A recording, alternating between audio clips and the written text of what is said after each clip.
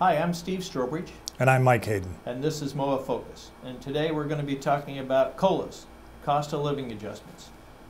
Pretty much any retiree knows that the purpose of a COLA is to maintain the same value, the same purchasing power of your retired pay, your Social Security benefit, whatever it is, over the term of your life, so that that purchasing power isn't eroded by inflation over time. Now, we've had 2 years without a COLA, but the defense actuary projects that the average cost of living adjustment over the next 50 years under the current CPI system would be about 3%. And what that means is, for a 20-year retiree, they can expect to see their retired pay triple over their lifetime, more than triple. And what that means is, in essence, more than 50% of retired pay over the life of a 20-year retiree will come from COLAs. So COLAs are a big deal. Now what the Commission is doing is proposing making a little change to the COLA, and I emphasize a little change in this case. They're talking about going to what they call a chain CPI. What's involved in that versus the current CPI? Well, a chain CPI actually takes into consideration that the consumer will change their actual purchasing habits. They will substitute, for instance, they'll substitute instead of buying beef when the inflation rate goes up, they'll go ahead and then purchase chicken instead.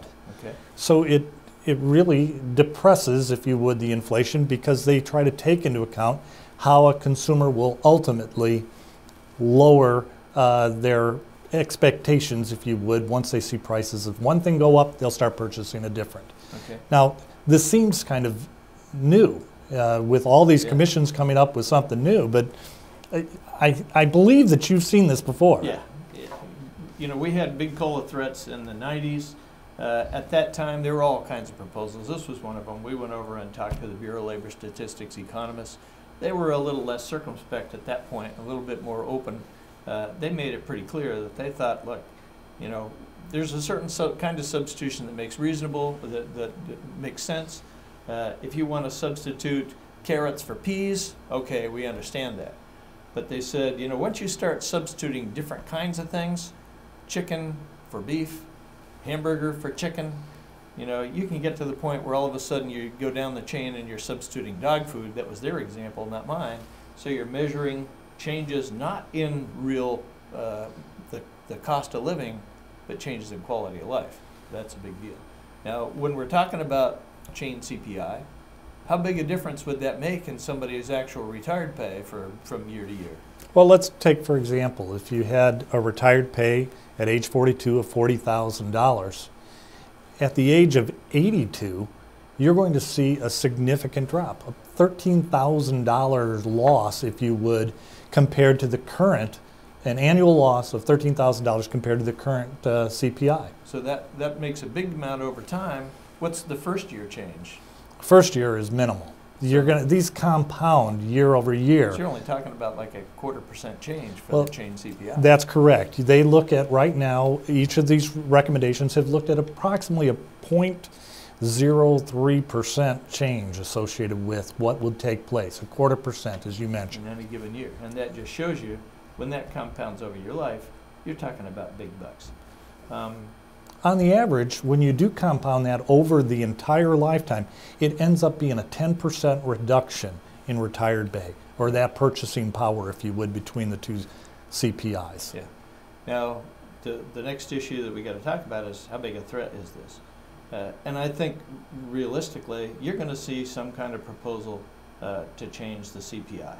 And the chain CPI, this 0.3% a year, is probably the least you're going to expect. We saw back in the 90s proposals to, in addition to the chain CPI, where you're changing what the CPI says itself, to depress it below even that, right, so that the annual COLA would be CPI minus 0.5%, CPI minus 1%. There's a precedent.